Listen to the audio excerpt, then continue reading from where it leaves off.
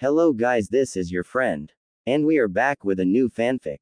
What if Naruto married with ex Anko and ex Kurenai and pregnant both, part 1. And if you enjoy this fanfic then please press the like button and subscribe to my channel for more fanfic like this. And now let's start the fanfic.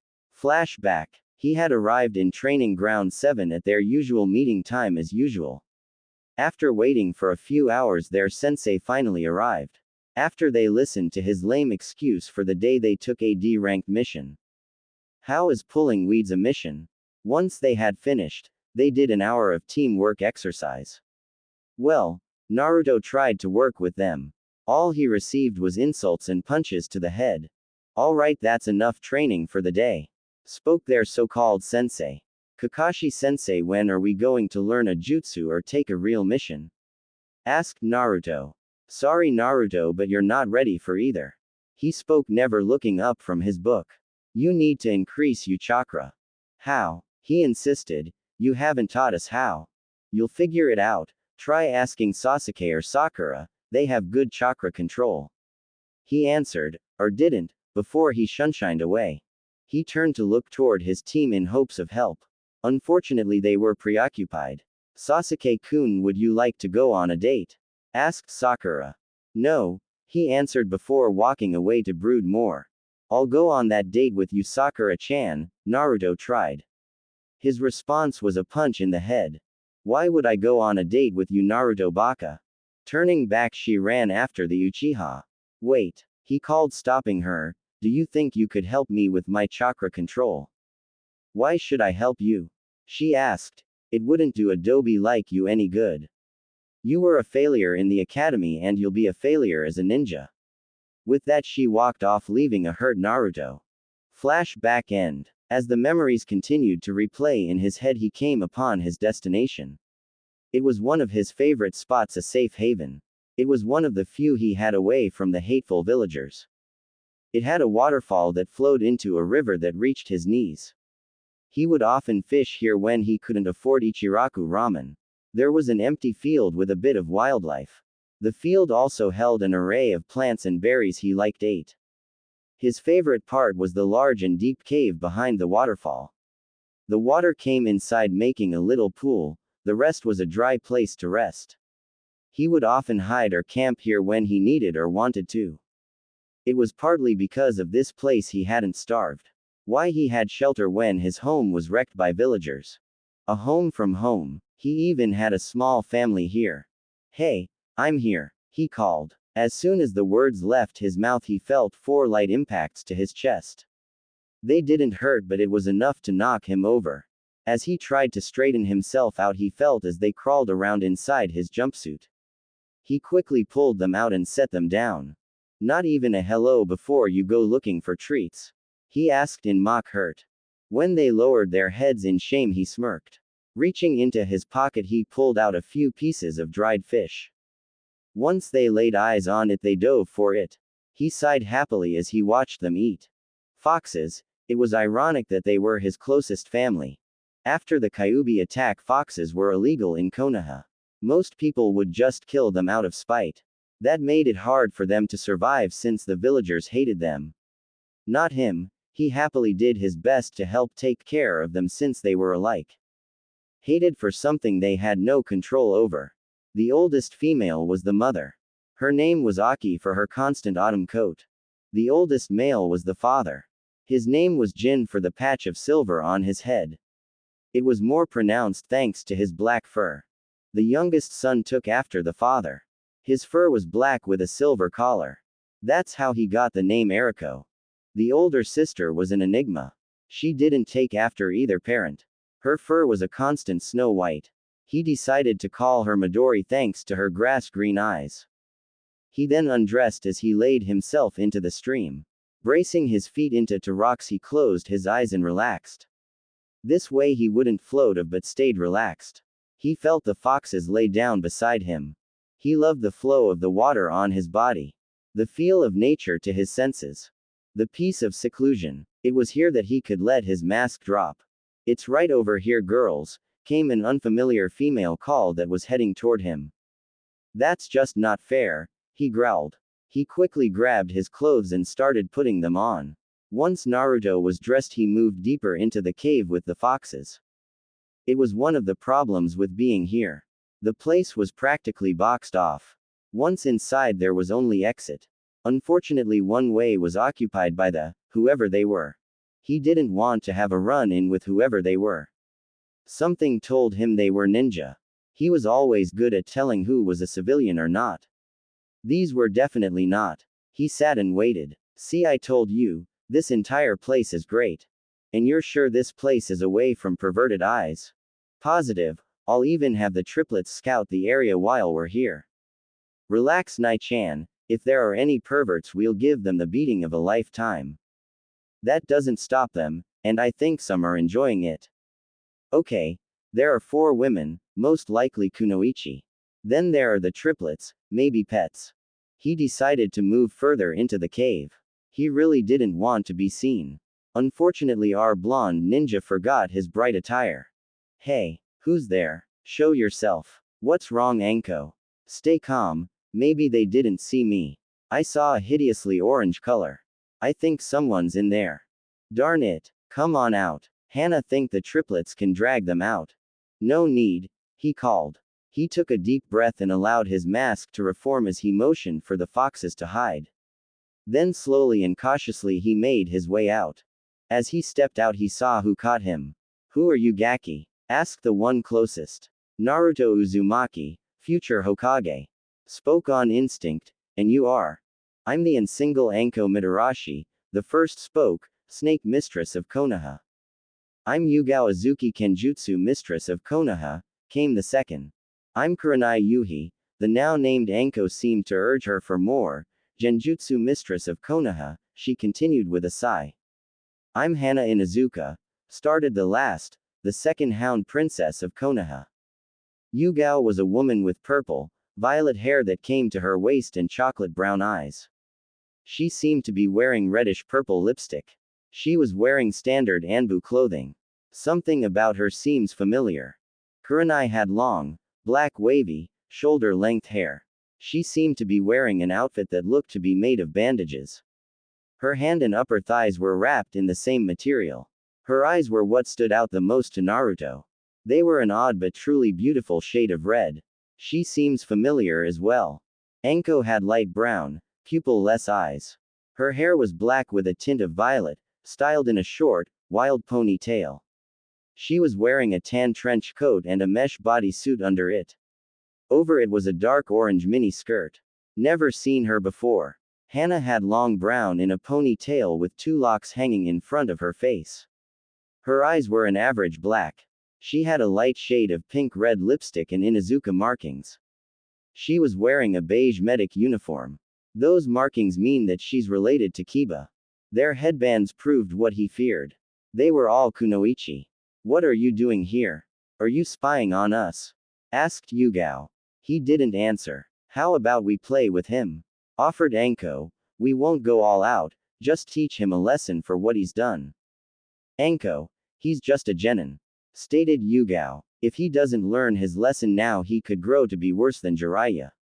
Stated Kurenai. None of them could deny that. Besides, he'll just heal. The truth was she didn't care about that. She just wanted the boy to suffer for what he did. Tell your friends to come out as well. Ordered Hana. What friends? I'm here alone. He lied. My companions here say they smell others, stated Hana. Bring them put or they'll be dragged out. Naruto stood defiantly. Just do it, Hana. Called Anko. The Gaki is too stubborn to listen. With just a gesture, one of the triplets were making their way toward the cave entrance. Not wanting his friends hurt, Naruto stood in front of the approaching canine. He glared at the dog with such intensity that it actually started to whimper. After a few more seconds, he ran back behind Hana and his siblings. Anko, seeing the distraction, decided to have a little fun. She threw a kunai. Thanks to all of his years of living through the hate of Konoha, Naruto gained an extra sense. It was one that warned him of danger. It was warning him now. Ducking his head, he avoided the kunai. As he stood right, he felt slender but powerful arms wrap around his neck, holding his head still. Struggle as he might, he couldn't get free. Hold him tight, Anko, he heard one of the women shout. The triplets will drag whoever's in there out. Wait, he begged, he didn't want his only friends to be hurt because of him, don't hurt them. Them? Asked Kurenai. Go got them boys, ordered Hana. As the triplets closed in on the entrance, Anko decided to have a little more fun. Whoever is in there is in for a world of pain. Leaning toward his ear, she whispered, right, Foxy-kun. At hearing the name, his blood ran cold. They know about Kyuubi. That's why they're here. It was replaced by boiling rage. Using what little chakra control he had, he directed it to his arms. With all the power he could muster, he pried Anko's arms open. He broke free. Spinning in a full 180, he kicked Anko in the stomach. The blow didn't harm her, but it was enough to stun her. To say the kunoichi and dogs were shocked would be an understatement.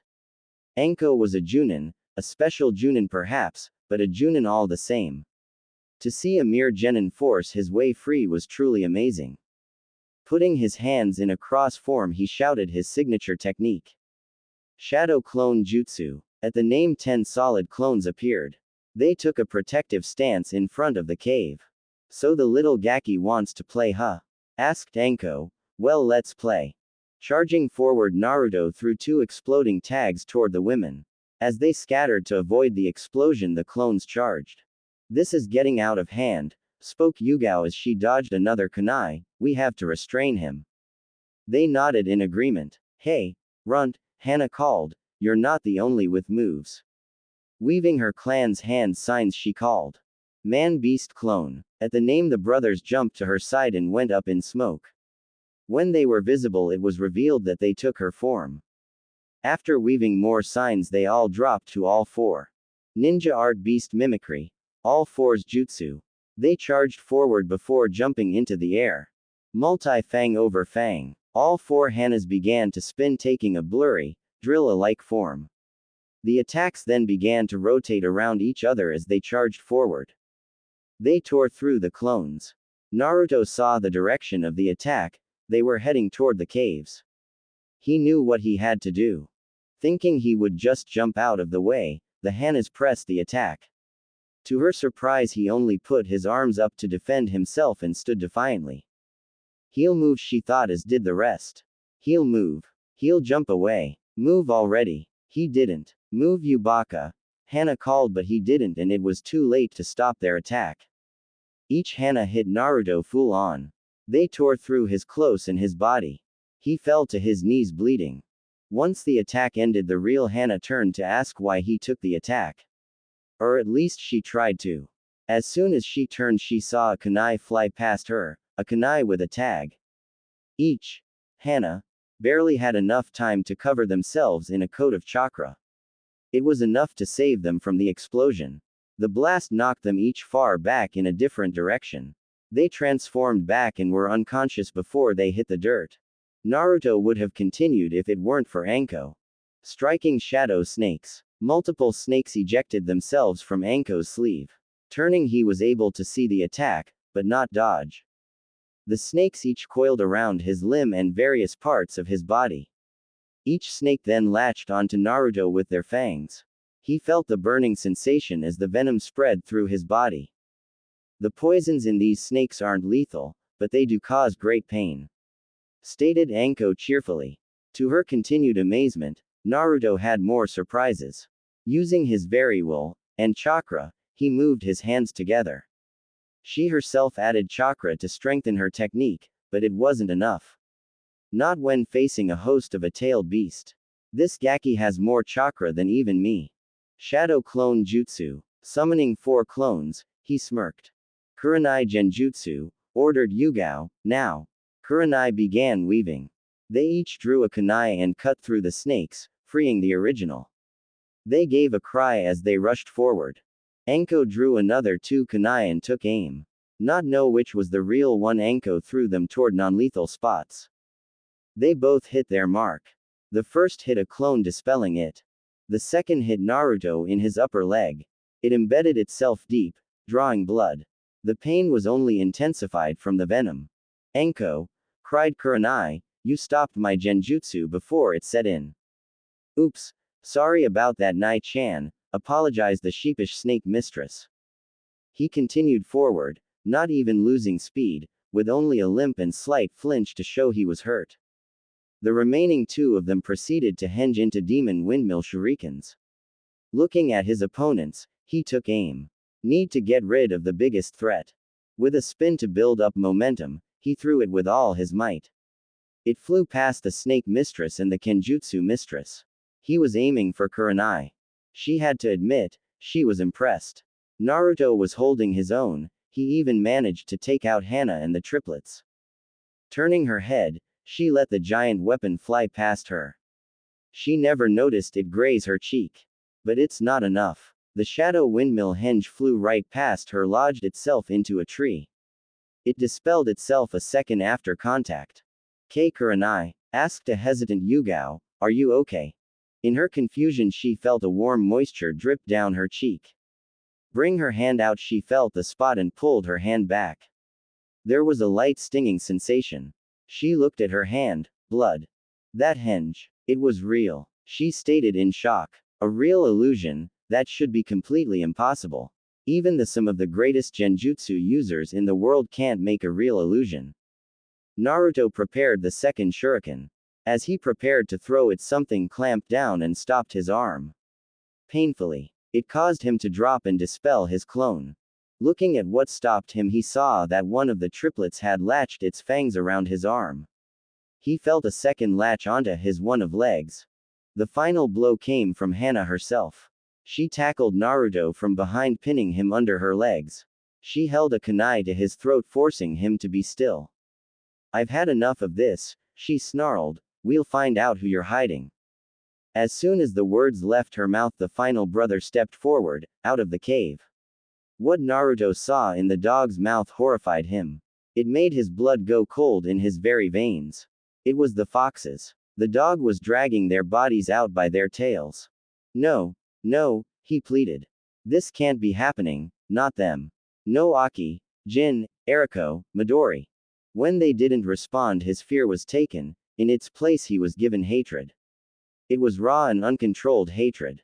It was so much that he even started to pull on chakra from the Kyuubi. This isn't good, the Kunoichi thought as one.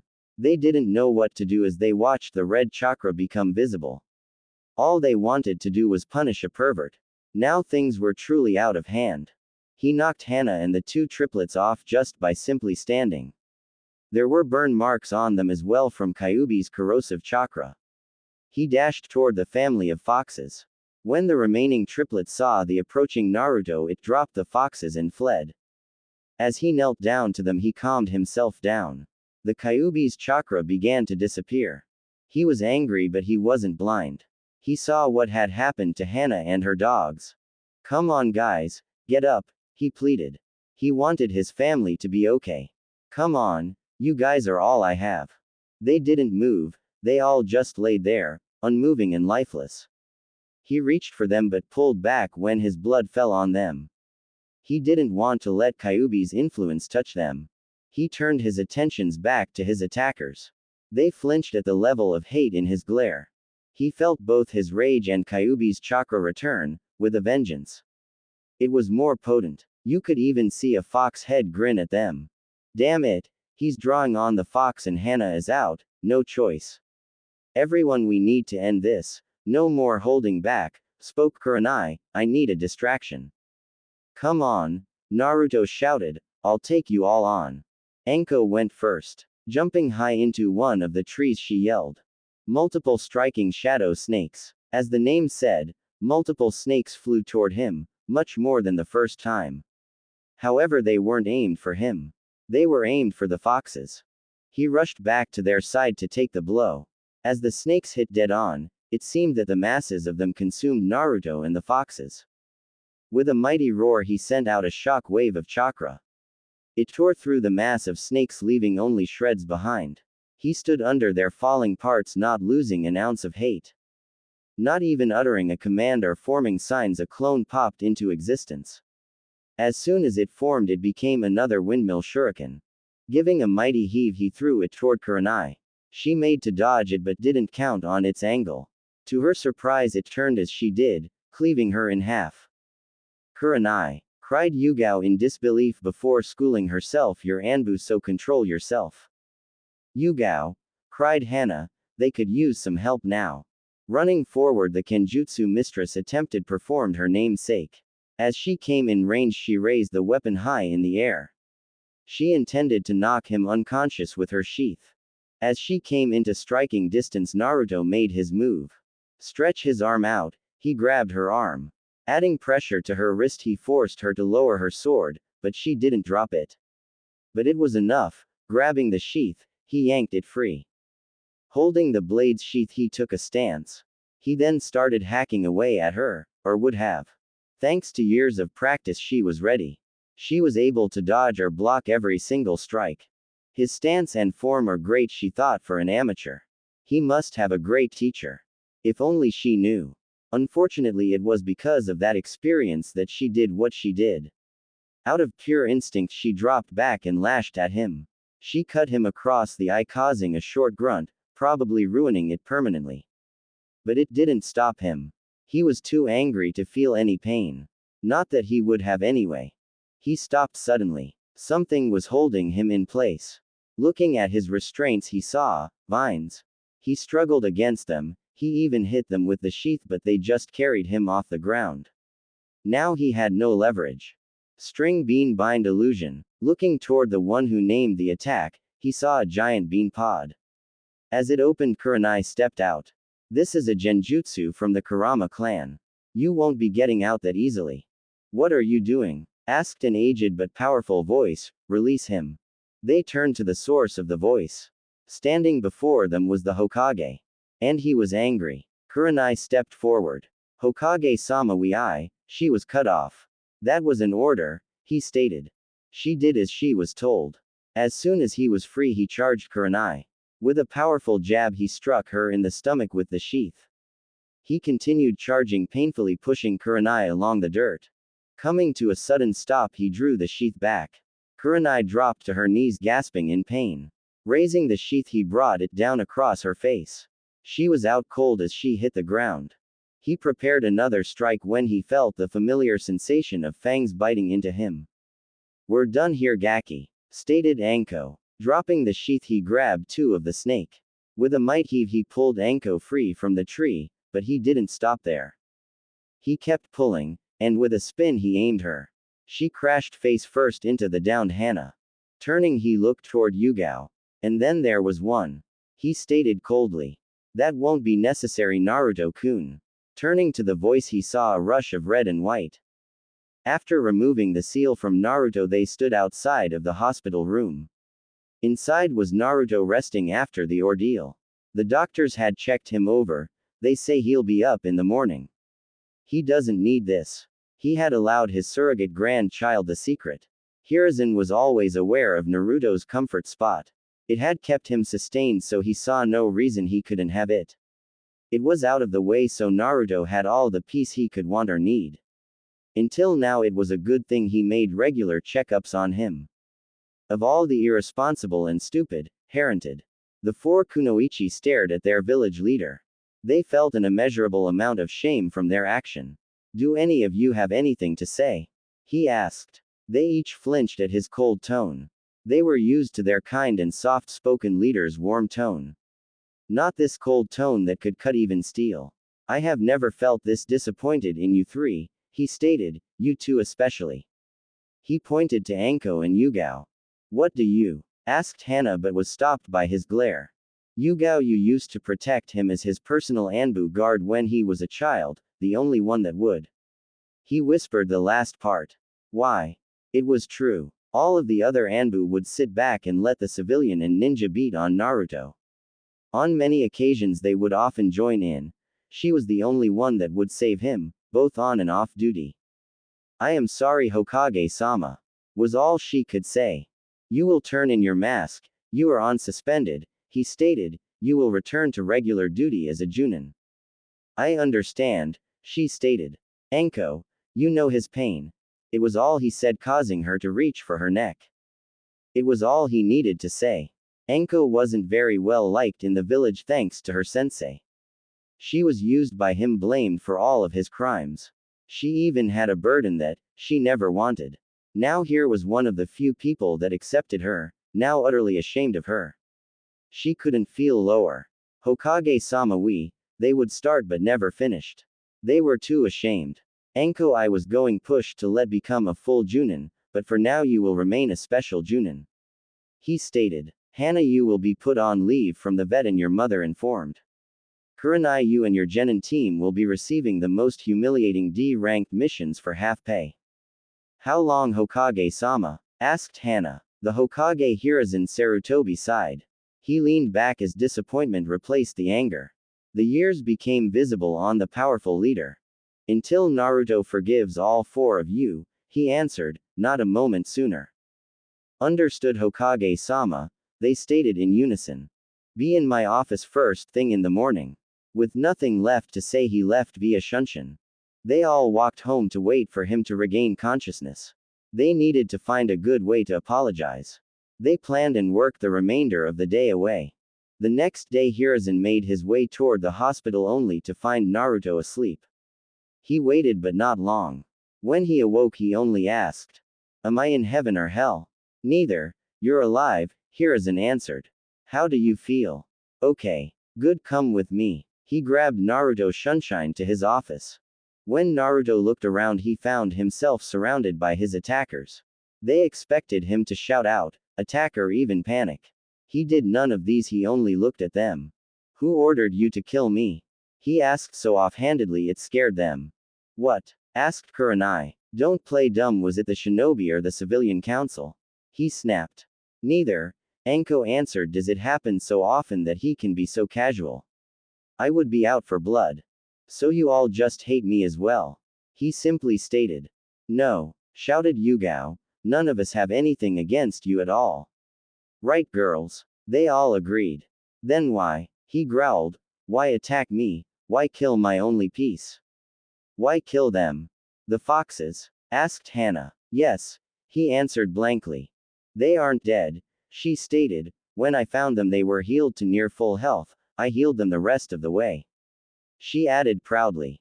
"Why?" he asked in shock. "How? We in Izuka don't hurt canine if we can avoid it." What she had her companions did to the foxes have shamed her so much. Her mother was so angry that she took the triplets from her until the Hokage's punishment was over. She even made Hana go back to help the foxes, that's how she knew they were alive. "She is telling the truth, Naruto," stated their leader. "It seems that when your blood fell onto them and has some healing properties, we will have to do some tests later. Please hear them out." "Thank you," he stated. "They are very important to me." When Hana took a discreet look at the Hokage she asked with her eyes, "Did I do good?" The glare he gave was all the answer of a hell no. "We don't hate you, Naruto, not for your problem," stated Kurenai, hoping to avoid mentioning the Kyuubi. "That's why we're here to apologize for what we did. Furball has brought me a lot of hate, I'm used to it," he stated. "I do want to know why though." "We thought you were a pervert," stated Anko. "We have a history of being violent with perverts." "It's true," thought Hiruzen. "Some of those poor souls never made it home, however the ones that did never peaked again. Except Jiraiya. Not even Tsunade could stop him." "That's a relief and I agree wholeheartedly with your actions," stated Naruto cheerfully, shocking the Kunoichi. "Hey old man, can I go now?" The Kunoichi were shocked at the complete emotion change. Even more so that he had forgiven them. "Are you saying you forgive us?" asked Yugao. "Yep. Just like that. He forgave us just like that. He's so different from what the reports say," thought Kurenai before realization hit. He's wearing a mask. She looked toward her friend Anko, just like Anko. "Wait, I have something for you." Reaching into this desk drawer he pulled out a few sheets of paper. "This is the deed to 3 acres of land, so you are now the sole owner of that area." He held up a second sheet. "This is a copy just in case. Can you guess the center of those 3 acres? The happiness in Naruto was indescribable. He was being given the land that had been like a home to him and more, so much more. There was only one way he could properly thank his leader. "Thank you, Hokage-sama," spoke Naruto through a deep bow. To say that Sarutobi was shocked was an understatement. Naruto, as in Naruto Uzumaki, had been respectful. He quickly recomposed himself before sadly asking, "This isn't going to happen often, is it?" "No way, old man," shouted Naruto, "just on special occasions." "It was good to dream," mused the leader, "but I'll get him to give me proper respect one of these days." The aged leader swore. "Well, I'll see you later." Opening a window, the blonde boy jumped out. His shouts of happiness could still be heard from inside. The leader turned back toward the kunoichi. "Well," he asked, "get out there and apologize," he ordered. But she was stopped by his glare. "Not good enough." His tone ran them right out of the window behind Naruto. "I meant through the door," he whispered to himself. Reaching into his desk, he pulled out his crystal ball. He would make sure that they properly did as he ordered. If it happens to get me out of doing paperwork, then it's that much better. Naruto couldn't be happier. Even the glares from the villagers couldn't bring him down.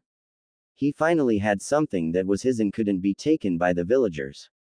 He saw his teammates come into view. Even their sensei was there. "I must be late." He decided to hide the deed to his sanctuary. Better safe than sorry, he thought as he placed it in his pouch. "Hello, Kakashi-sensei. Sakura-chan, Tem," he greeted. "Baka, you're late," she screeched as she punched Naruto in the head, "and don't talk about Sasuke-kun like that. That is starting to get annoying," he thought. "Why are you late, Dobi?" asked the Uchiha. "Because of you I couldn't get a mission." "You also missed team practice," spoke their sensei, never looking from his book. "It's not good for a shinobi to be late, Naruto. Now that is the pot calling the kettle black." "Answer me, Dobi," ordered the Uchiha. "If you must know, Tem." "Baka. Punch. I was in the hospital." "Well, since you missed the mission and training, the day is over." Probably tripped and fell on your own kunai," he spoke before walking off, missing Naruto's smirk. "I got into a fight with a few Junin," he retorted, much to Sasuke's ire. "There is no way a dead last like you could fight anyone," he snapped. "Yeah, Naruto Baka," screeched the howler monkey, "only Sasuke-kun can fight a Junin, so stop lying." "Actually," a calm voice intoned, "he worked us over pretty good. Even if we were holding ourselves back." Was the Uchiha's reply. "Why are you four here?" asked Kakashi, putting his book away. He'd read in front of one or even two of them, but not all four. "We want the boy," stated Kurenai with a bit of an edge after seeing the book. "More training," spoke the Uchiha, stepping forward. "Perfect. Not you. We want Naruto-kun," stated Hana. "Why are they calling him kun? Why would you want that, Baka?" screeched Sakura. "Sasuke-kun is so much better in every way." "But he's mine." "Aw, shut her up before I go deaf," begged Hana. Her enhanced hearing were driving her crazy. "Let's go, Naruto-kun," called Yugao. "I demand to know what you want with that Dobi instead of me, an Uchiha, an elite," ordered an arrogant Uchiha. He froze when he felt a cold steel of a kunai against his neck. "You think you can give us demands, asked Anko as she cut his cheek and licked his blood before spitting it out. "Oh, that is the foulest blood I've ever tasted." "Hey, you get away from my Sasuke-kun," screeched Sakura, "and his blood is not foul, it's amazing." "I wonder what yours is like," she spoke, freezing Sakura. "Let's find out," she said, taking a threatening step forward. What? She looked around to see her sensei wouldn't help and Sasuke frozen. Only the Baka smirking inwardly. She put on her most pitiful face. "You wouldn't let them hurt me, would you, Naruto-kun?" He only stared at her. "Save me already, you Baka. Tell these hussies to get lost. Please leave Sasuke and Sakura alone." Kakashi finally spoke. "I need my best students in full health," he said, ignoring Naruto's feelings. "Fine," sighed a mock-depressed Anko, "but I'll get her blood," she vowed to herself. Yugao grabbed onto Naruto and the four kunoichi shunshined away. They arrived inside an empty training area. "Whoa, what was that? Can you teach me?" he asked. The kunoichi stared at him. Even through his mask they could see he wanted to learn. A kid will always be a kid. Drop the mask Gaki, ordered Anko. Anko that's, Yugao started. I'll drop mine if you drop yours. He stated, gaining a shocked glare from Anko. Not many could see through hers but her friends and those with a similar mask. Naruto-kun, we as in Anko, Yugao, Hana and I feel awful about yesterday. Kurenai motioned to each, so we want to make it up to you, each of us. If it's out of pity then save it, he stated coldly, I don't need pity from anyone. It's not Gaki, stated Anko, we don't do anything out of pity. That earned her a smile, a real smile. Where shall we? Hana was cut off by a deep rumble sound. It seemed to echo from Naruto and cause him to shake. Was that your stomach? Anko asked in disbelief. Naruto had actually blushed from it. Well, I haven't eaten since yesterday. He answered sheepishly. How about buying me some food? He missed Anko's smirk. Here is a perfect chance for me to pay him off. I'll be a full Junin in no time. Well, Gaki, if you're hungry, let me introduce you to the greatest food ever made. She said with stars in her eyes. But I already know about ramen. Ramen? I'm talking about dango. Her mouth watered, the food of the gods. Ramen is the broth of truth and the noodles of hope. You poor misguided soul, she said with a shake of his head. Reaching into her trench coat, she pulled out a hissing snake. Allow me to convert you with pain. The three remained kunoichi watched in amusement as they went back and forth. They were a bit upset at the fact that Anko took the first chance of forgiveness. But the show mostly made up for it. They decided to stop things before they escalated to another brawl. Anko put the snake away. Naruto, no clones. Ordered Yugao. How about we eat the ramen?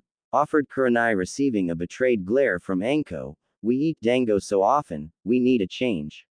She then gained a mischievous smile. You did say you were paying.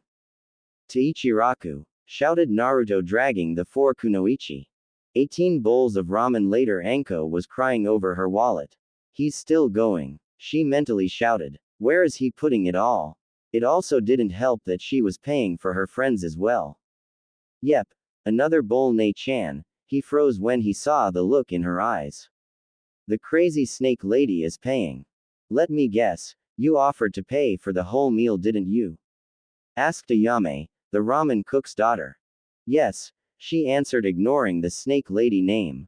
Naru-chan, you aren't going to break this nice lady's wallet, are you? He froze at the accusation. Crap, I've been found out.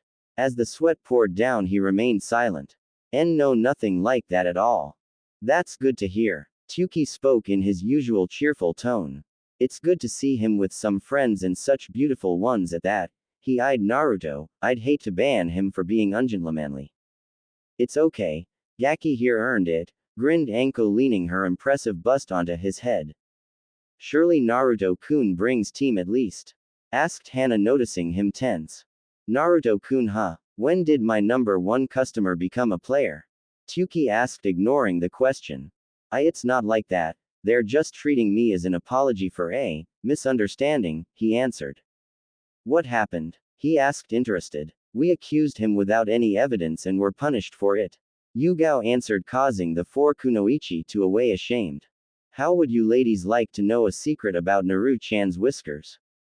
Ayame asked in a mischievous way. This gained the interest of all the kunoichi. No, Nei-chan, he begged. Just give them a rub. Spoke Tuki before walking into the back, ignoring Naruto's call of traitor.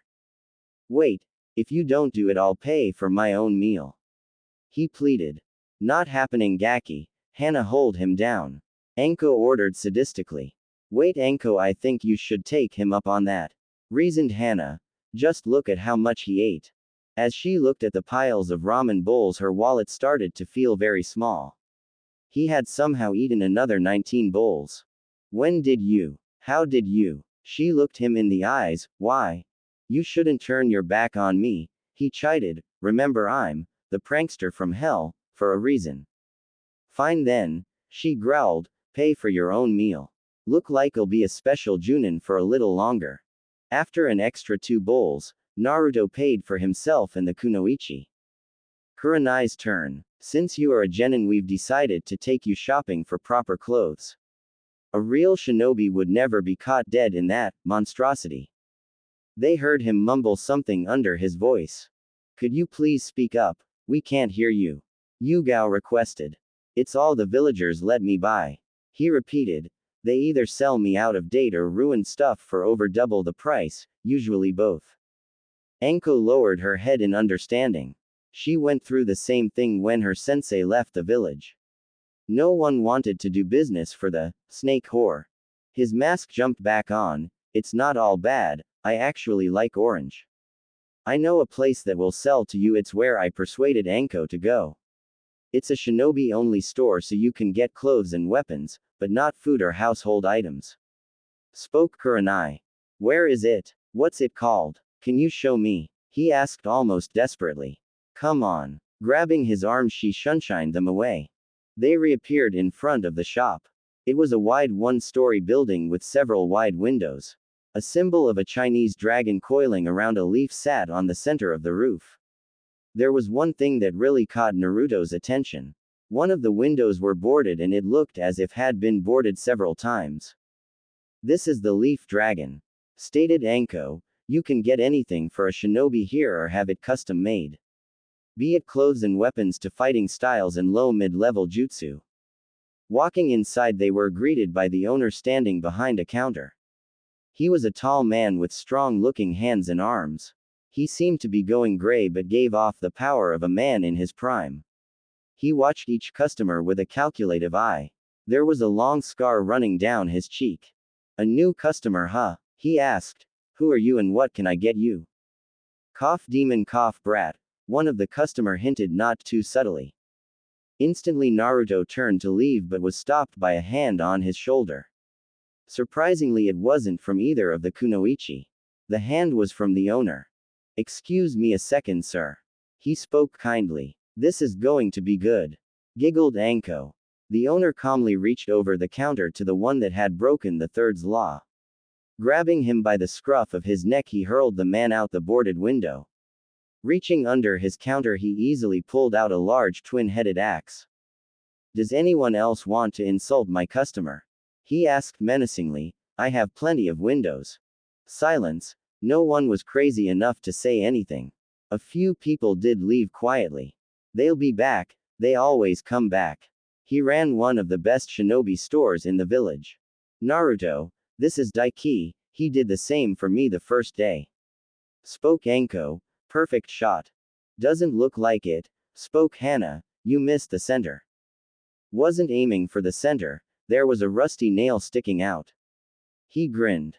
Like I said, gloated Anko. Perfect shot. Now what can I get you? He asked Naruto. Naruto was in a state of shock. Not only was this man allowing him to shop here, he had protected him.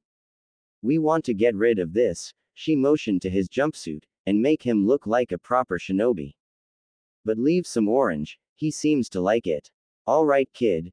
He spoke, strip and spread, he ordered in a serious but slightly dark and sadistic tone. What? Cried Naruto, ready to jump out the newly opened window. Wait Naruto, shouted Yugao over Daiki and Anko's laughter. I need to take proper measurements, he said after calming down from his laughing fit. Your jumpsuit is too bulky. That's just how he pranks new customers, spoke Kurenai before sending him a glare, and speaks to his longtime customers. You think you would have learned after all of the people you've run off or the kunoichi who've attacked you? Chastised Hana. This means war, spoke Naruto low and sinisterly. He was the king of all pranksters in Konoha. He would not be a prank victim without retribution. No one pranks the prankster from hell, and gets away with it. Now Daiki paled. He had heard how Naruto pranked people for revenge. They would always be remembered for their high degree of humiliation. No one shakes a bee's nest without getting stung, he thought. Wait, I'm sure we can reach an agreement. Daiki spoke, sweating heavily. I'm listening. I have an elite set of training weights in the back. He hurried. They only need chakra so you won't have to take them off during battle. He explained. They're yours, for half off. I need to eat too. Naruto's mouth was watering at the prospect of those training weights. He could train at all times while doing the simplest of tasks. I'll get stronger in no time, believe it. Deal. He spoke with his best poker face.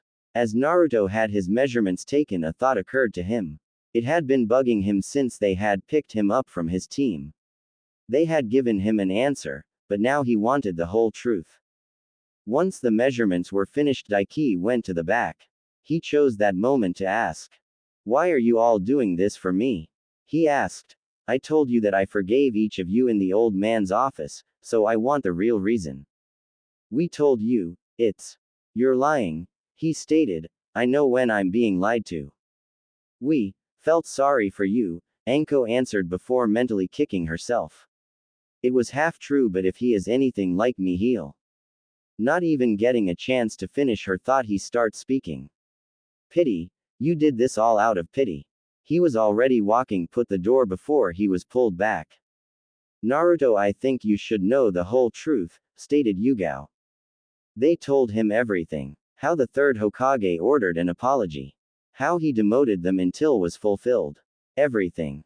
I see, he stated calmly. I'll tell him I forgive you and you can go back to your lives. You won't have to bother with me again, he whispered the last part sadly. No, stated Anko. What? He asked confused. Isn't this what they want? I said no, she repeated. I am going to apologize properly. Tell me what you want. You don't need to, he stated. I said tell me, she hissed. Do you want money? Jutsus? Do you want someone dead? She thought. Do you want me to sleep with you? No, maybe and no, he stated. I don't want you to do something out of. He was stopped by a hard slap across the face. Daiki, who had returned, thought that will leave a mark. He had no idea what was happening, he just knew it would be best to stay out of sight. You asked me to drop my mask, right? Well, here, she stated, look at me. He did, he looked her in the eyes. He saw everything, her pain and regret. There was the fear that it would never end. It was all being held on a small line of hope. Your eyes are just like mine, he stated. Yeah, she admitted, just not as intense as yours. Not far behind. Naruto, I ask you again, what do you want? He knew what he wanted. It's something he had been denied since the academy. Do you all feel this way? He asked, receiving a yes from them. Train me in your arts, so that I can be powerful. That's all, Gaki, she asked. We can get plenty of jutsu scrolls for you. No, I want you all to train me, not buy me off. Can you do that? He asked. Do this for me and we're even. If not, I'll still tell the old man I forgive you. There aren't many ninjutsu or taijutsu we can teach you, spoke Yugao. I know, he said. I want to be trained by you in all of your arts. The kunoichi looked at each other. There was someone who wanted to learn their skills from them. He was even offering them a way out if they decided not to. What about your sensei? Asked Yugao. He must have taught you something. My sensei hasn't taught me anything. All he does is go on and on about teamwork and needing better chakra control, which he hasn't taught me, then focuses on the Uchiha.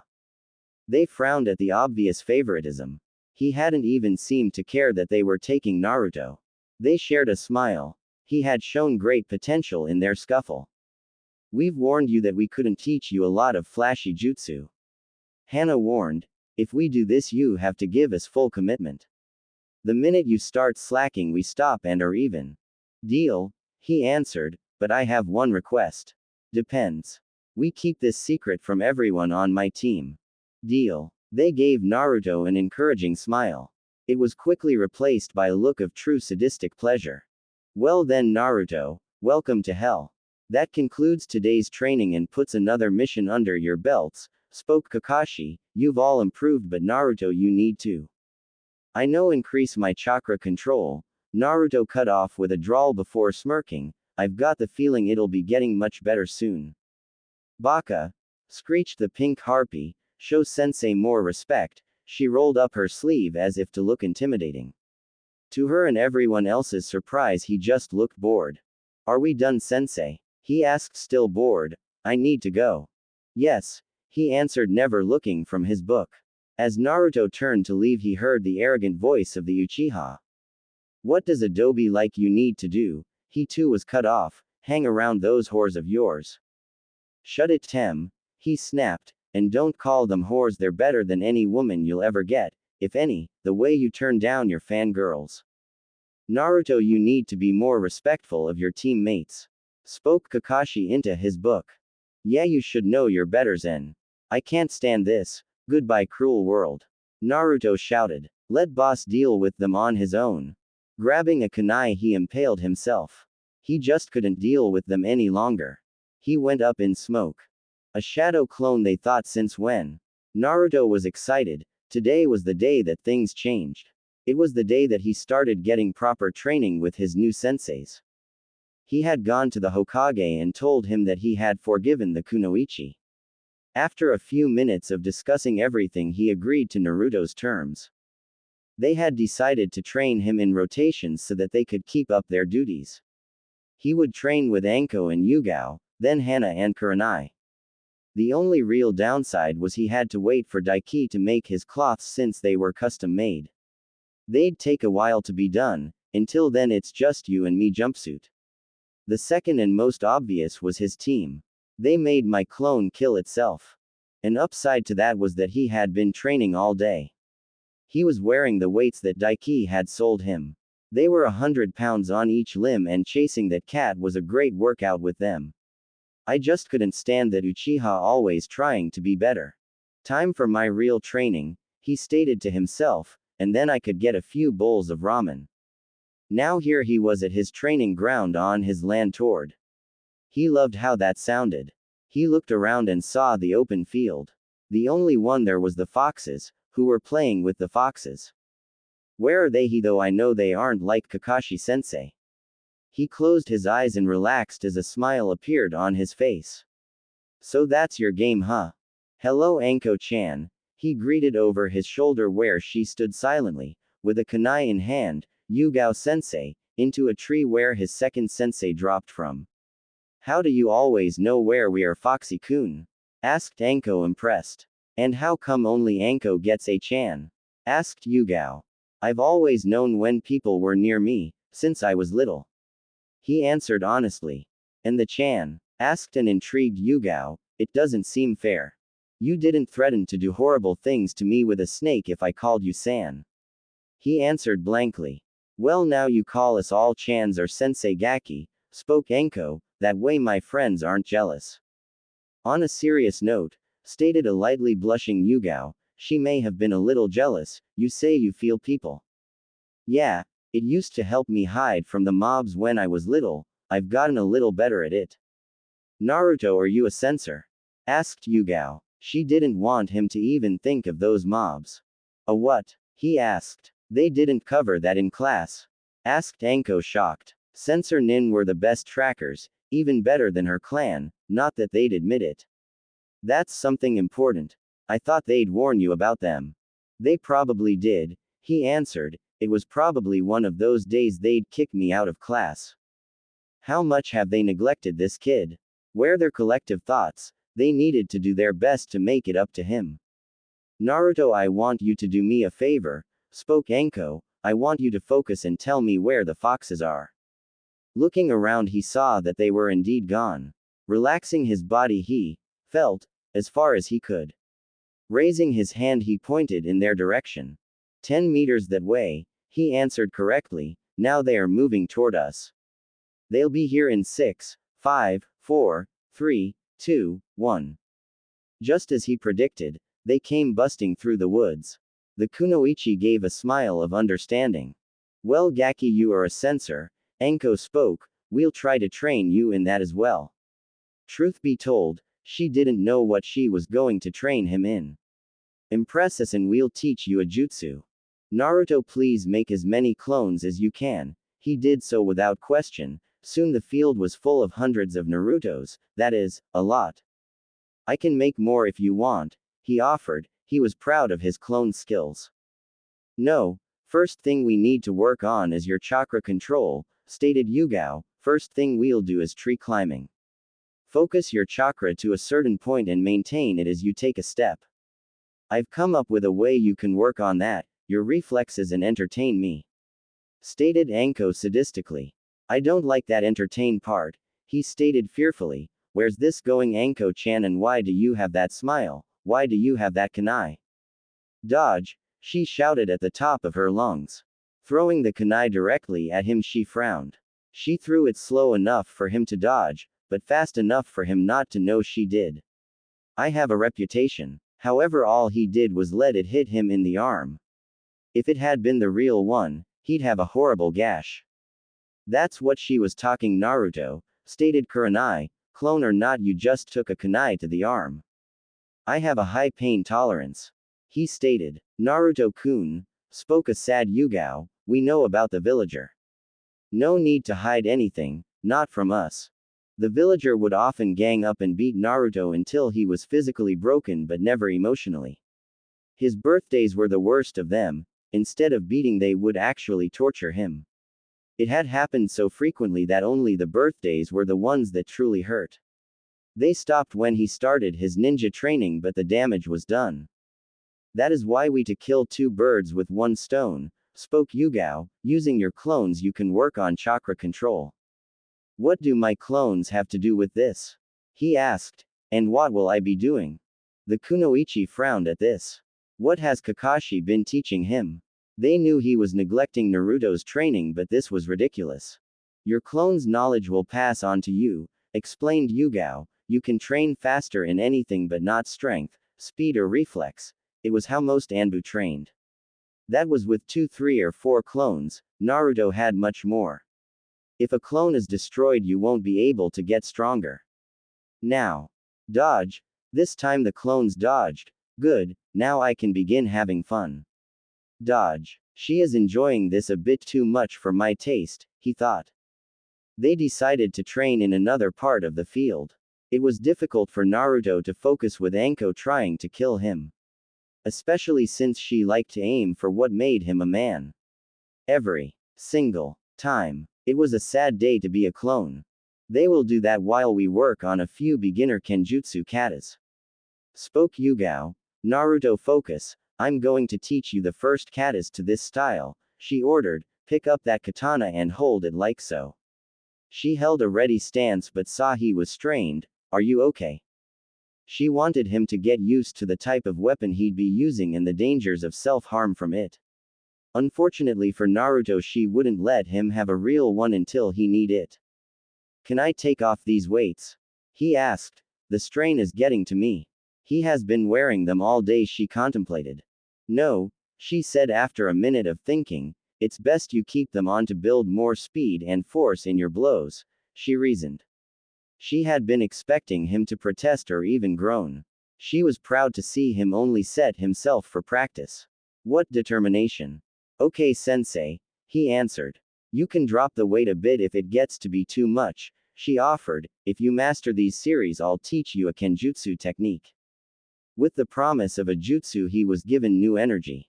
She trained Naruto in a series of katas. He even made a few clone to watch himself to see his errors. There was a lot, but Yugao proudly stated that most came from his exhaustion mixed with weights. As the sun began to set, Naruto ended his chakra control and kenjutsu practice. Even though he hadn't mastered the series of katas, he made progress. He did, however, master the tree walking. You did good, just need to dispel the clones. Anko spoke. Hey clones. She called. As they turned to the source of the voice, they blushed. They were greeted with the sight of Anko's bare chest. It took them a full 3 seconds to register it as they flew back in a massive nosebleed before dispelling. Unfortunately, the strain of hundreds of clones dispelling at once was too much. It caused him to pass out on the spot.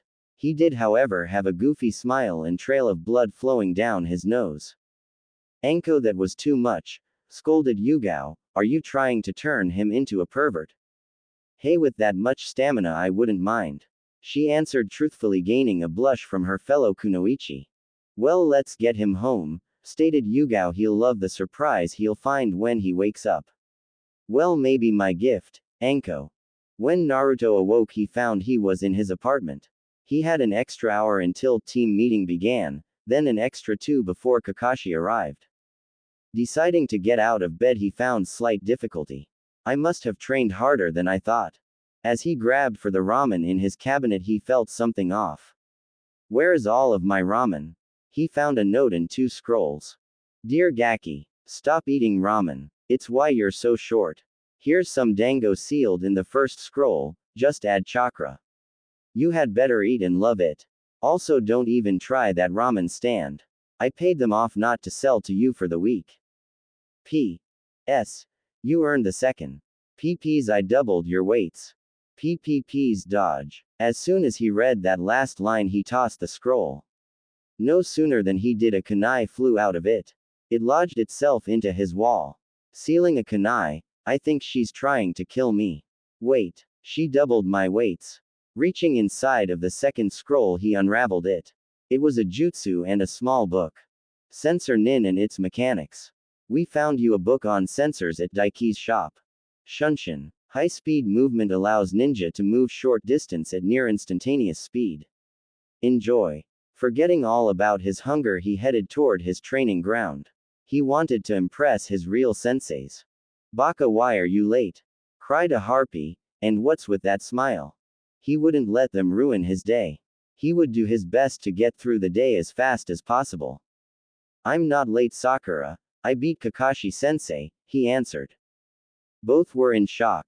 Not only had he said something logical, he hadn't called her Sakura-chan, like normally would. Deciding not to get involved with them, he chose to sit away from them. I have an hour until he arrives. It's a good time to work on being a censor. After 20 minutes of reading, he closed his eyes and allowed himself to relax. He skipped through straight to the how-to. As he focused, everything seemed to become more vivid than with his eyes open. He could feel every from his teammates to the insect crawling near him. He tried to extend it. The further away he went, the less vivid it became. It seems my range isn't far, but it's focused. After messing around with his abilities, he decided to read more and eat some of the dango Anko packed for him. She'd make me suffer if it went to waste. As the smell of fresh dango spread across the field, he felt his hunger kick in. At the first bite, he thought, not ramen, but a close second. He sat back in peace, enjoying the book and food. Hey Baka, give me one of those, howled a certain pink-haired monkey. And just like that, my piece is gone. No, he answered. He wasn't giving up anything given to him by one of his senseis. Not to any of them. What? She asked. She had just been denied something by Naruto. It was hard to believe. He's supposed to worship me. Yo, sorry I'm late, I got lost on the road. What are we learning today, sensei? Asked Naruto. He wasn't going to listen to another excuse.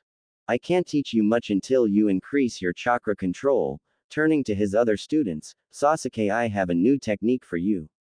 Sakura. I want to watch Sasuke-kun train. She stated. If you don't train Sakura, you'll be weak, stated Naruto. Who asked you? She screeched. I'll have Sasuke to save me and then we'll get married and. He just tuned her out. Can I be dismissed? He asked. Not even waiting for an answer, he walked off. He doubted any of them heard him. He wanted to get some real training done. Hello Hana-sensei, he said from his book. You can stop hiding, Kurenai-sensei. I knew you were there the minute you came into the field. Anko and Yugao warned us about that, stated Kurenai, coming into view from her genjutsu. They never said it was so. Creepy, continued Hana as she walked into the field. If you want, I can stop it. He offered. No need, Kurenai stated. Now tell me, what genjutsu you know? Henge, he answered. And that's it, he finished. Sensei, can a person use genjutsu without hand seal? Yes, but you still need a medium, like your eyes are sound, and better control, and yours is. Kurenai looked for the kindest way to phrase it. Could you teach me? He asked to spare her. At least she cares enough to spare my feelings. I can only do a few myself, but maybe later. They then began the lesson. As it turned out, Hana had decided to teach Naruto's clones how to make storage seals. Kurenai did her best to teach Naruto some genjutsu. Naruto was in a bad mood. It had been 2 weeks and he couldn't learn his sensei's simplest genjutsu. His kenjutsu was going well. He didn't blame her, far from it. Kurenai had spent hours trying to teach him and find the reason why he was having trouble. She had even given him low-level scrolls to practice. He blamed himself and the reason he couldn't learn. The fox. Since one needed balanced chakra to do genjutsu, he couldn't learn. His and the fox's chakra were always fighting. The only reason he could do henge was because control wasn't needed. His thoughts were focused on that so long he never noticed himself falling asleep. Mindscape. So, my jailer finally decides to show up. Stated a deep gruff voice, "What do you want?" "I want answers," he shouted, shocking the giant fox. "Why are you ruining my control?" There was no fear in his question. There was plenty of anger in it, but no fear. That only enraged the fox. Rearing back, the fox let out a roar. It was enough to shake a village and knock people over. Naruto just stood and glared. "Come closer," the fox ordered. Seeing no reason to fear the fox, he did so without hesitation. That enraged the fox as well. With the speed of, well, a demon, the fox stabbed the giant claws at Naruto. They never made it to him thanks to the bars stopping them, just inches from his face. Naruto hadn't so much as flinched at them. "Damn you, boy," came another roar. "Fear me. I am the very stuff nightmares are made of." "Why should I?" the blonde asked. "Just give me control of myself." "And why should I?" enraged Call. "You've always preached about hard work, so go with that. Why must you ruin everything in my life?" He screamed. "Well, know this, fox," he spat. "I don't fear you and I want control so I can continue my training." "Ah yes, your training," he commented in a tone Naruto didn't like. "How very fox-like of you." "What do you mean by that?" Naruto asked. He was hating where this was going. "Come now, genjutsu is fox domain," he stated, "a sword for claws and you're already a trickster." "Those are so I can get stronger," he stated, "and they're happy to train me." "How would you like even more help?" the demon asked. "Help in both of training and more." "What are you getting at, fox?" Naruto wasn't as dumb as he let on. He wouldn't be tricked so easily. "Just a deal between a host and his burden," Kyuubi commented. "It could be beneficial for the both of us." "I'm listening," he stated. "The deal is simple. I give you the means to take your skills to a whole new level," the fox offered, "for a price." "How would you do that?"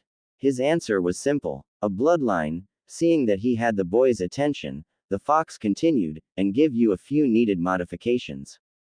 "What do you want?" It was worth listening to. "3 things, the fox stated. "The first, since you won't give me my freedom, I want access to your senses. The second, I want you to spread fear in my name," he roared before smiling cruelly. "And finally, a little piece of your mind becoming mine." "What? I could agree to the senses, but why would I spread fear in your name?" he asked. It would give the villagers even more reason to hate me." "It's not like they could hate you more than they do," the fox stated, "and I doubt they'll even try to like you." "Why do you want fear?" It had been bugging him for a while. "That goes back before I was even the Kyuubi," he spoke in a memory daze, "back when I was just an average, larger than normal, but average fox." "If you weren't born a demon, how did you become one?" he interrupted. "The fear, from the very beginning it was the fear that gave me my power. The bloody kitsune they called me. My reign of terror was legendary. Dozens of villagers would fall to my claws at a time until I was slain. It was then I became something worse, the stuff nightmares are made of. I became a demon. Since I was so feared, the fear brought me back as a demon and the fun really began." "Then why do you need me?" he asked. "Can't you keep escaping death?" "Because of your 4th Hokage." The beast roared. "After I was sealed, people thought I was dead and they lost fear." He continued. "Being dead isn't a problem, but being forgotten, now that's a bitch. I can't come back if nobody fears me. I can't come back if nobody's afraid. That's why you need me." The blonde stated. "Without fear you're nothing." "Yes, I need you. That had to hurt. You've got the body, I've got the brain. Why do you mean some of my mind?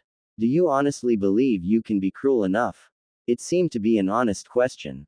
"Do you think you could get the amount of fear I need?" "The bloodline, what would it do?" He asked, ignoring the question. The bloodline is called the Fox Glare. It has two abilities. The first, you can learn and use any genjutsu you know. The second is trapping a person inside a genjutsu domain controlled by you just by eye contact. Explained the demon. Through it you can either hold or break a long-lasting side effect. What is the drawback? He wasn't stupid, there was always a risk. You need to see the opponent, or the genjutsu will run wild. Kyuubi stated, if you use genjutsu, anyone around will be affected the same, such as pain by fire or drowning, unless you're focused. The fox wasn't finished. Anyone better at genjutsu or smarter or have a stronger will can defeat you at your own game. Taking a moment to think, it also can't be turned off or hidden through genjutsu, so good luck hiding it. Anything else? You can detect genjutsu but not break or copy it, the fox added, those are your own skills. And the modifications would I receive? Enhanced. Everything with slight fox features. You blood will be a great cure for all ailments. Taking another minute to think, I will also train you in a few techniques so your body, sensing skill will be taken to new levels. What's the catch to those? Increased levels of bloodlust and cruelty. Deal. Kyuubi wanted to chuckle but wasn't foolish. The fox knew that so much as smiling could ruin the deal. Tear off a tenth of the seal, the fox ordered, and prepare for pain. Doing so, Naruto experienced something he hadn't felt since his childhood. Pain. He felt pain coursing through every part of him. It seemed to be focused behind his eyes and in the center of his head. The fox's constant laughing wasn't helping. Damn, fox, he got out before the darkness claimed him. Real world. Jumping up, Naruto was sure he wasn't getting back to bed. Damn fox, well, I have an hour until team meeting. Getting out of bed, Naruto noticed that he felt as light as a feather. Guess I'll be increasing my weights again. He also noticed that he was at least a foot higher off the ground than usual. The changes. Walking toward his mirror, he eyed his reflection. His once sun-kissed blonde hair now carried traces of red highlights. His teeth were now razor-sharp, fang-like. His blue eyes were the same, but his pupil were now had slits. He couldn't help but give himself a few once-overs. I'll need some new. Daiki told me he would be finished today. He tried dressing in his now too small clothes. When that didn't work, he decided to henge into his regular self. Since mine is real, they'll never notice. Reassured, he dressed and left. Leaf Dragon. Hey Naruto, greeted Daiki the usually. I wasn't expecting you until much later in the day. What are you doing here? Asked Naruto. Don't you have any employees to cover the night shift? Nope. I do everything, and using soldier pills I can keep going. He explained. Daiki, how many of those pills have you had?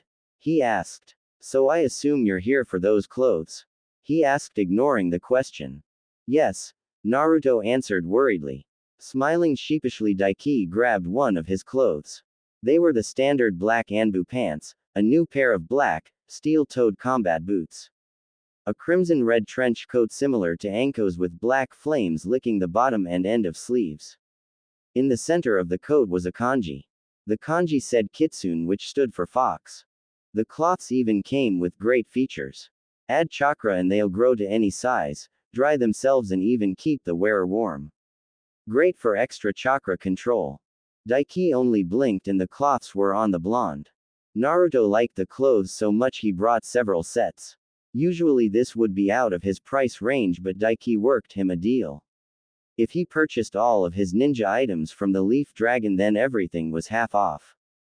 Naruto, why do you have a henge on? Daiki asked, losing all humor. Deciding the gig was up, he dropped the disguise. The cloths instantly grew with him just as they were created. Quote, comma, quote. Quote, comma, quote. Well, the semi-blonde asked nervously, how do I look? Can't have the only useful shop hate me. Daiki stared at the now red highlighted blonde in front of him. His gaze was even and calculative. It made Naruto a bit uneasy as he stood there. You need something for the eyes, he spoke, to cover up their extra features. Have anything that can completely cut off my sight?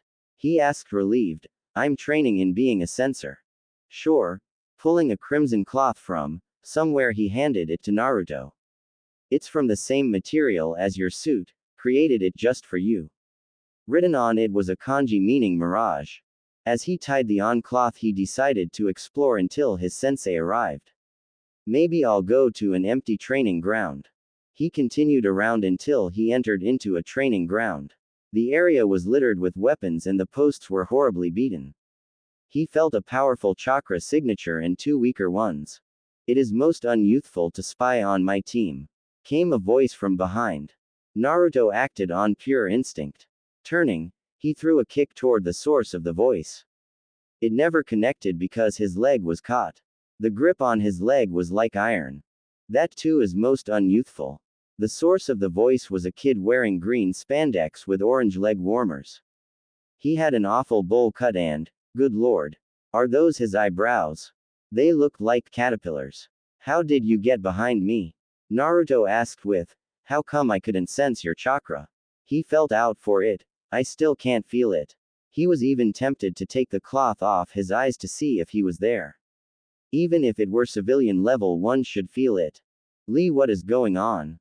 Asked an older looking version of the now dubbed Lee, have you brought another to the ways of youth? Not yet, Guy Sensei, he yelled, but if I cannot convert as many as you to the ways of youth, then I shall do 500 laps around the village backwards on my hands. Lee, my student, the older version yelled, your flames of youth glow brighter every day. Guy Sense. Lee. Guy Sense. Lee. Guy Sensei. Naruto didn't know what he was seeing. He didn't want to know. The two look-alikes were starting to hug, with his leg still in the middle. As they did, a horrible sunset began to form behind them. Why can't I dispel that thing? He didn't know how, but he had to get free. He saw only one option.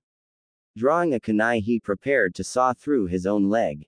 Lee, Guy Sensei, came a feminine cry, you're about to make another person sever their limbs for freedom. They finally released his leg. Turning to his savior, he began to thank her. He never got the chance as he was stopped by a cold, arrogant voice. Who are you? He asked. Naruto Uzumaki, and you? I am Neji Hyuga. He gives off the same vibes as the Uchiha. This is my teammate Tenten.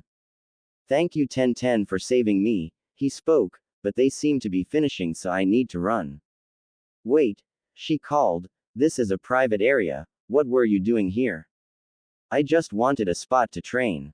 He answered. Did someone say train? He noticed the two by seem motioning for him to say no. Yes. Then let us train, the lookalike shouted as one. I shall make you into a youthful shinobi and continue in my conquest for world youth. What have I gotten myself into? The blonde asked himself. Youth, my friend, spoke Lee quietly, youth. Training for Naruto was hell. He wasn't able to keep up with Lee's speed, but he matched him in stamina. The others were very surprised to see it happen, especially when they found he wore weights. Tenten was able to help Naruto train with his kenjutsu. She kept an array of weapons, so he was always kept on guard. He bonded pretty well with all but the Hyuga. Naruto couldn't stand his arrogance. Putting on a henge and his blindfold, he headed toward his team meeting. They were already in progress, most likely never noticing his absence. When he made himself known, well, he wished he hadn't. Naruto Baka, where have you been? Howled a pink monkey, you're late. Naruto just ignored her. He was too tired. Practice with Guy was tough. What possessed me to schedule more with them? Naruto, where have you been? Asked Kakashi. And why do you have a blindfold around your eyes? It's for training. The blonde answered, not a complete lie. What kind of training? Asked the Uchiha. If it's useful, I should be the one learning it, not you. Deciding he wasn't going to deal with them, he turned to his teacher. I can believe he reads that stuff in front of us, we're minors. What are we learning today? The blonde asked. His answer was predictable. Since you missed another mission, we decided to do some teamwork. Hey, where are you going? To train. The blonde stated, but before that I feel the need for my oldest friend. Ramen and lots of it. Ichiraku ramen. Hey old man Tuki, Naruto called. Ayame-chan, Naruto needs his ramen. 15 bowls later and he felt better. There was one thing that was making it difficult to enjoy the food to its fullest. Actually, it was three things, three people. Konohamaru rocks aren't square, he stated, moving toward his next bowl of ramen. So you saw through our disguise. The rock spoke. I expect nothing less from my rival. At the end of the sentence, the rock went up in smoke. There was a lot of coughing and complaining from the one inside. Udon, Konohamaru shouted, you used too much powder. Hey, you wanted a big entrance, Udon countered. Naruto-kun, who are these kids? Asked Ayame. Seeing an opportunity for their entrance, they began posing. I'm Konohamaru, future Hokage. I'm Udon, I like math. I'm Moegi, the cutest girl in my class. And together, taking another pose, they spoke as one, we are the Konohamaru Corps. They waited for some type of response and they got it. It was clapping, from Ayame. Naruto had already turned back to his ramen. That's so cute, isn't it, Naruto? She asked. Not after seeing it every time I see them, he stated. Boss, can you teach us something please? Asked Konohamaru. Please. Sorry, but I have my own training. He stated. I see. Moegi, bring out the big guns. Konohamaru ordered. On command, Moegi was in front of Naruto, giving him the puppy eyes. He tried to resist, but they pulled him to look. They commanded him to obey. I'm wearing a blindfold. How am I affected? Fine. I'm sure those puppy eyes are some kind of jutsu. I guess I'll teach them what I learned. What will we learn? They asked as one. A jutsu, a secret skill, how to dodge, he stated. What? Udon asked. Drawing a kunai, he leaked out killer intent. He let a bloodthirsty aura fill the area.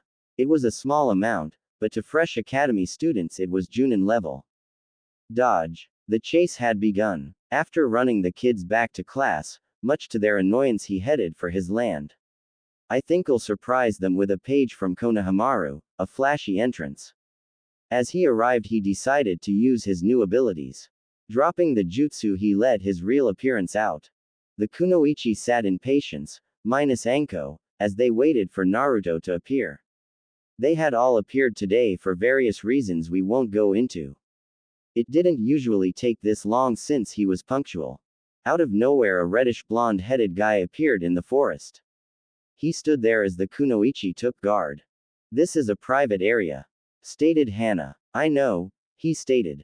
Please leave, ordered Kurenai. No. The kunoichi were now ready to fight. They each took a position around the intruder, waiting for him to act. What do you want? Asked Anko. To meet some of the most powerful and beautiful kunoichi of Konoha, he answered. From there, it's anyone's bet. Who would they be? Asked Yugao, both upset at the compliment. Don't tell me he's a pervert. I'm looking at them. He spoke. Anko took the first opportunity to act. Drawing a kunai, she cut his cheek, allowing a bit of blood to flow. Compliments will get you everywhere, she stated, taking a lick at his blood. Wait a sec, Gaki. I shouldn't be surprised you've memorized my blood, Naruto stated, after the amount you've drained from me. What's with the new look? They asked. And were you flirting? I'd like to answer all questions, stated Naruto, say over dinner. Naruto, are you asking us on a date? Asked Kurenai, as in all four of us. Maybe. Realization fell into place. He was Naruto Uzumaki, pariah of the village. Why would they even consider dating him? Sorry, he spoke, it was a foolish idea.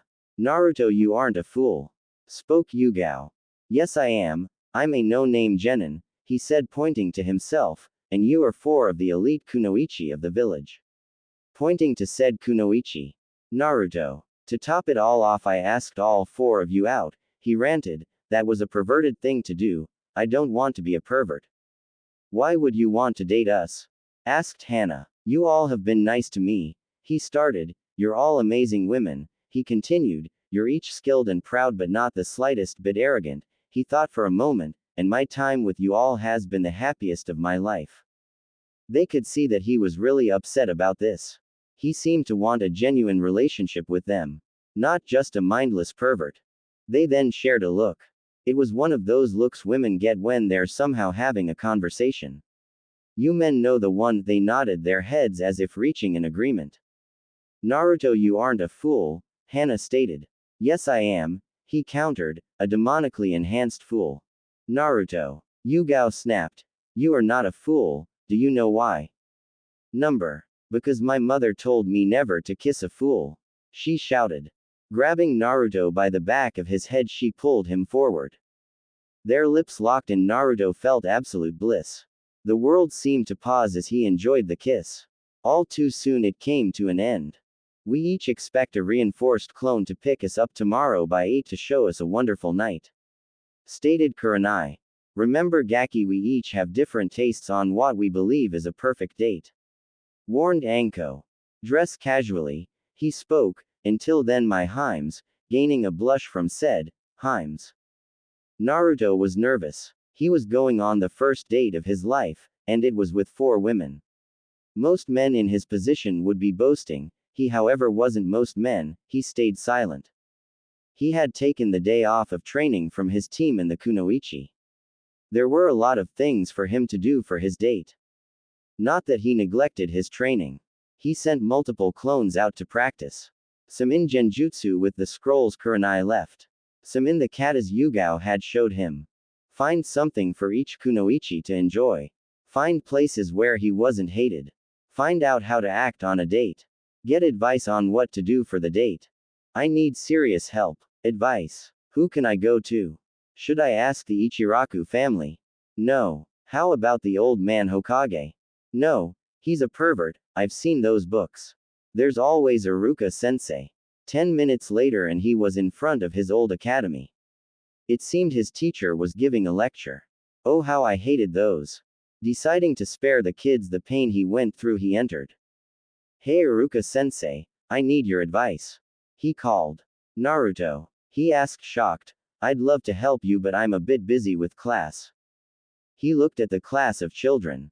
They were either sleeping from the lecture of talking. Deciding to be honest to his teacher, he said. Sensei, you've lost them. Just tell me what you need. He said annoyed. Why does nobody like my lectures? Dragging his former teacher outside, he said, I need dating advice. Now Iruka had to admit that he was shocked. It didn't mean he would show it. He was after all both a ninja and a teacher. What do you need to know? He asked. Not even taking a minute to think, Naruto simply said, everything. Flowers. Yamanaka flower shop. Hello, greeted Ino, welcome to the Yam. Naruto. What are you doing here, Baka? He did his best to ignore the insult. I'm here to buy flowers for my date, he stated. I'd like to make a good first impression. Who would go on a date with you? She asked. I bet you just annoyed Sakura until she said yes. I am not going on a date with Sakura, he stated. He really didn't want to deal with a fangirl. I just want to buy some flowers and leave. Fine, she sneered. What do you want? I want 4 bouquets, each mixed with red and black, pink, orange, and white. One for Anko, Kurenai, Hana and Yugao. Great, now I have to tell you what they mean, she sighed annoyed. You probably just chose them for looks anyway. I know what they mean. Red love, black the beginning of new things, when not death, pink elegance and refinement, orange warm vibrant tones, white humility and innocence. Ino was in shock. Not only had Naruto of all people picked out flowers, but he actually knew what they meant. How does someone like you know what they mean? She asked. Can I have my flowers? He asked, ignoring the question. Why would you need 4? She asked. Are you cheating on somebody? You are, aren't you? She accused. Probably some poor civilians who you lied to and said you did all the stuff Sasuke-kun did. How is Sasuke-kun? Has he mentioned me? Enough. He roared. I'm not cheating on anybody, he stated. I just want to buy my flowers for my dates. If you want to talk about the Uchiha, then find Haruno. Baka. She shouted. You should treat me with respect. I'm heiress to the Yamanaka clan and I don't have to sell you anything. She stated, but wasn't finished. And you are just a nobody. What is going on here? Asked a new voice. Ino and Naruto looked toward the source of the voice. It was Inoichi Yamanaka, Ino's father. He had been watching from the beginning. Your daughter refuses to sell to me, stated Naruto. He knew Inoichi had been watching, and she constantly insults me. But he's a nobody, she stated, trying to defend himself.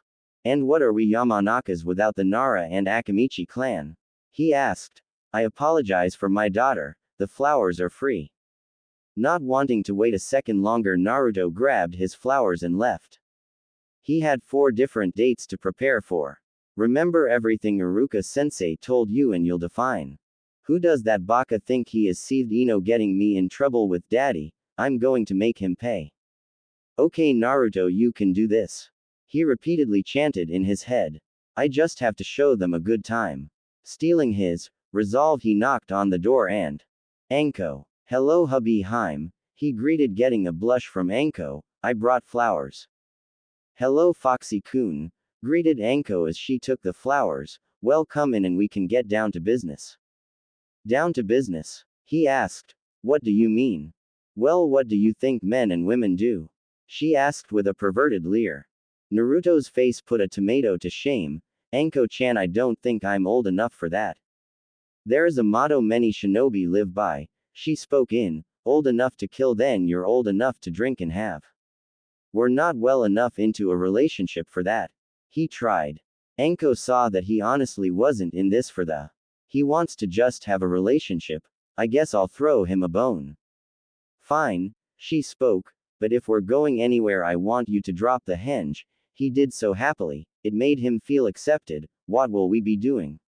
She was honestly curious. There's a place my former sensei recommended, he answered. It's supposed to be non-biased for us as well, he said, referring to her problem as well as his. Did they have dango? If they didn't, there would be trouble. And red bean soup, he added. Well, what are we waiting for? She grabbed him and literally started dragging him. Which way is it? Grabbing her arm, he shunshined them to the location he was given. When they arrived, it looked like a bar mixed with a diner. It seemed to be a decent place on the outside, however there were very few people around. Fire in the hole, came a shout from inside. No sooner had that been said, a man ran out through the entrance. What the? He never finished. The whole building started to light up, before coming down in a fiery explosion. Hey, what are you doing here? Asked another voice. This area is closed for demolition. Looking around, Naruto became aware of the signs. Well, Gaki, teased Anko, what do you have planned? He took a minute to think but came up empty-handed. I've got nothing, he admitted. I do, spoke Anko giddily, a little too giddily for Naruto. Grabbing her date, she took him a few blocks from their location. When they arrived, they were surrounded by unfriendly-looking people. They didn't seem to pay much attention to them, but the few that did just glared and looked away. Anko, he asked, where are we? This is a place I go to celebrate after a mission. She spoke. As they walked inside a shady-looking pub, Naruto knew he was in for a wild night. Anko was greeted by several people as they made their way toward the bar. They took a seat and waited for the bartender to notice them. Hey Anko, the bartender greeted, what can I get you? 2 of the usual, she ordered, but make his a small, she pointed toward Naruto. He was tempted to say he would take the same as her until he saw what it was. It was a drink, that much was obvious. Anko quickly snatched hers and started downing it. A second later it was half gone. Taking a pause, she let out a large belch. Naruto eyed his. It looked to be mostly foam. Taking a single, but large, sip, he tasted it. It didn't stay long before he swallowed it all. It doesn't taste half bad. He quickly downed the rest. We got ourselves a natural, laughed the bartender as he handed out a refill. 5 minutes later they were having a drinking contest. Anko was impressed. Naruto was able to hold his liquor. I should take him out more. Another 10 minutes later they lost count. Naruto wasn't drunk, but the same couldn't be said for Anko. Hey Naru-chan, cooed Anko, how about we go back to my place and become much closer. Sorry Anko, but you're drunk, he said, I'm going to have to take you home. Ah, but I want my Foxy-kun, she whined. Truthfully, she wasn't completely drunk, she just wanted to know what he would do. Please. When you're sober, he reasoned. Unfortunately for Naruto, Anko knew a sobering jutsu. After fumbling through a series of hand signs, she was back to normal. There, I'm sober, she stated, let's go. Wait, you tricked me, he accused, gaining a laugh from Anko and the bartender. Hey, if you don't want her, we'll happily take her off your hands, came a new gruff voice. Turning to the source, Naruto and Anko were greeted by an awful sight. There were 3 men, all dressed like thugs. They had made a small circle around Naruto and Anko. They constantly gave Anko lusty looks and Naruto glares. Sorry pal, but she's my date for the evening. He spoke coldly. I hope you 3 understand. I hope you understand, brat, the apparent leader sneered, that we don't care if she was with the Hokage. Naruto was about to tell them to leave when he saw Anko smile. She has that look on her face, it usually ends up with pain. Hey Naruto, do you know what would make this evening perfect? She asked as her smile grew. No. Naruto noticed the bartender lower himself out of sight. What would? Taking a sharp kunai, her smile grew. As fast as a ninja, she drove the kunai deep into the shoulder of a stranger. She then tossed the bloodied weapon into the hands of the leader of the trio. The stranger stood and looked toward the couple, then the trio. He spotted the weapon and stood to full height. This guy has to be 7 feet tall. Letting out a war cry, he dived toward the trio. Bar fight. 20 minutes later, Anko and Naruto were the only ones standing. Even the bartender had jumped in at some point. Anko was happy, exhausted but happy. She got to drink, fight, and even eat some poor sap's food for free. He shouldn't have gotten knocked out so soon, she stated. Naruto wanted to remind her that she was the one that knocked him out but decided against it. The worst part was she sodomized several innocent people with her snakes. Let me get you home, Benny Heim, stated Naruto. They reached her apartment a minute later through Shunshin. They stood there for a full minute. They stared at each other, or in Naruto's case felt her chakra. Deciding not to wait any longer, Anko made the first move. Leaning forward, she gave him a chase kiss. It felt wonderful to Naruto, no matter how short it was. I had a wonderful evening, Naruto-kun, she stated. I hope we can do this again soon. She hinted. So do I, he admitted as she opened her door. He turned to leave but was stopped by a large snake coiled around him. Come in, Naruto, she ordered while licking a kunai in hand. How can I say no? He nervously laughed. Hana. At Hana's home, he was greeted by Hana's mother. Hello, you must be the pups dated, Naruto, spoke Hana's mother. Hana will be down soon. Hello, Ms. Sum-san, he greeted. No need for formalities, Naruto-kun, spoke Hana, descending the stairs. My mother hates them as much as you. Hello, Inuheim, he greeted, gaining a blush, handing her the flowers. I have these for you. Do you know what they mean, pup? Sum asked, looking at the colors, gaining a nod from Naruto. Have a good time, pup. Sum, before taking a teasing tone, have her back before 10 and don't let me know if you're in the house. Mother. Sum wasn't finished. Don't forget, I want grand pups. Grabbing Naruto by the hand, she dragged him out. Once they arrived at the destination, Naruto dropped his disguise. They were in an open field on top of the Hokage monument. In the field was a blanket and picnic basket. Inside, Hana could smell a lot of delicious items. It was making her appetite grow. Let's see, started Hana. Outside with a beautiful view, delicious food. You did your homework on Inuzuka women, Naruto-kun. I tried my best, he said. Sukune, he offered. They were Hana's favorite. She was even more impressed when she found he had made them himself. They sat and ate in silence. It was a comfortable silence, but still silent. Hana decided to break it. Naruto-kun, she called, gaining his attention. Where are we? The Hokage monument. He too was glad the silence was broken. This was my first comfort spot, he stated. I still come here to think. Why did we come here instead of your field? Look up, he answered. They sit in the vastness that we know nothing about.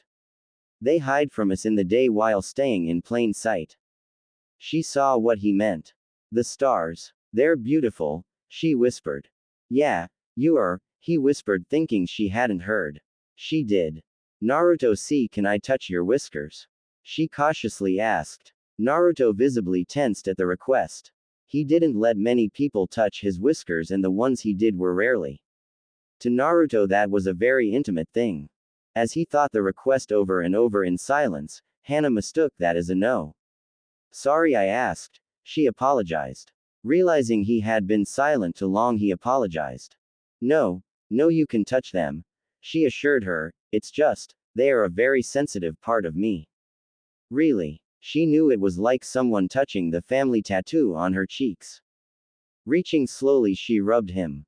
What happened completely shocked her. He purred. Oh, my gosh. She mentally squealed, that is so cute. She couldn't contain herself. She playfully tackled him to the ground, knocking his blindfold off. It seemed like she was pinning him, but was in fact hugging him. To her even greater surprise, he flipped her over and pinned her. When she looked him in the eyes, she saw that they were innocent and playful. Like a young pup, or young kit. Sorry Naruto, but I like being top. They repeated the process over several times. It wasn't long before they were running and chasing each other on all fours. They looked like a fox and a dog playing. It felt great for Hana. She felt like a child again, not a soldier. She wished it could last forever. But all great things must come to an end. I hope you enjoyed yourself, Inuheim, spoke Naruto as they approached her home. I did, Naruto-kun, she said. I felt like a pup again. She admitted, blushing. She then stared at Naruto. How would you like to come in? It was Naruto's turn to blush. He quickly recomposed himself. He leaned in to kiss her and turned to leave. He didn't get far. In front of him were the triplets growling fiercely at him. They seemed to have surrounded him. The center triplet stepped forward and pointed his paw toward Hana. I think I'll take you up on that offer, Hana-chan. He stated, but could you call off the triplets? Yugao. Hello Uzuheim, he greeted as he handed her the flowers. Hello Naruto-kun, she returned. They are beautiful, so where are we going? Well, I know how you're tired after Anbu and rarely relax, he spoke, and she admitted it was all true. So I've planned for a smooth and calm evening for you.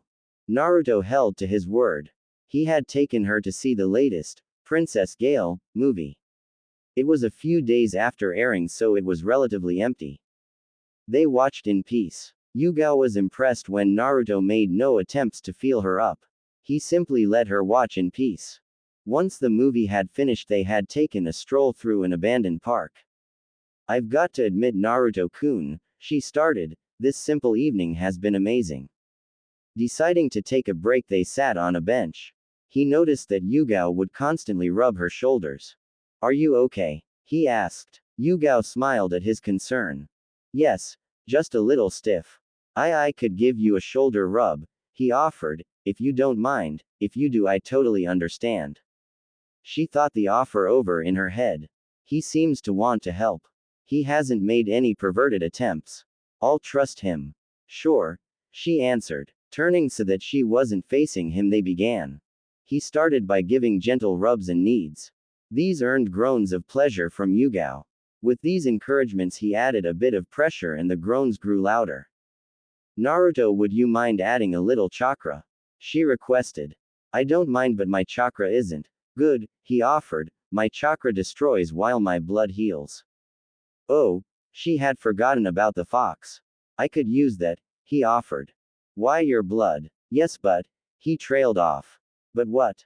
You'll need to take off your shirt. He flinched and brought his hands up for defense. Not the face. Relax, I'm not going to hit you, Naruto, she assured him. I've already taken my shirt off. When did you? He asks. Why, you're wearing a blindfold, she explained. As long as it stays on, then I know you aren't a pervert. Don't worry, he promised, it'll stay on. Pulling out a kunai, he made a small but deep cut on each hand. He let the blood fill his hand before the wound healed. They close faster now. Began to rub around where she felt the tensest. The groans increased further as the blood healed the pain. Naruto-kun, called Yugao. Yes, he asked. Instead of answering, she simply turned toward him. Because of the blindfold, he wasn't aware of the expression on her face. Leaning forward, she gave him a deep kiss. It was a complete surprise to Naruto, but he loved it. Before he knew it, she had knocked him to the ground, removed his blindfold, and some of their clothes. Yugao-chan, he gasped, you're moving a bit too fast. Shish shish shish, she shushed him. But Yugao, she silenced him by drawing a kunai and slamming down beside his head. She drew a second one. You were saying? She asked. Nothing. Kurenai. Hello Benihime, he greeted, handing the flowers over. Hell Naruto-kun, she greeted with a smile, what have you planned? I was thinking a nice dinner, he stated, there is a place that makes great seafood. Taking his arm, they shunshined away. They appeared in front of a small, casual restaurant. Hello, I'd like a table for two, requested Naruto. Table for one coming right up. The greeter spoke with a sneer, if you would please follow me, miss. I think you misheard him, spoke Kurenai. He said a table for two, she spoke with emphasis. I'm sorry, miss, but we don't serve. He seemed to think of a right word, that. He pointed as if accusing, it would be bad for business. I see, spoke Naruto. Time to gather my first bit of fear. Removing his blindfold, he allowed his new eyes to be seen. Seeing the fear in the greeter, he decided to take it up a bit. He allowed his henge to unravel, slowly for added affect. He gave his best feral smile. It would have made Anko proud.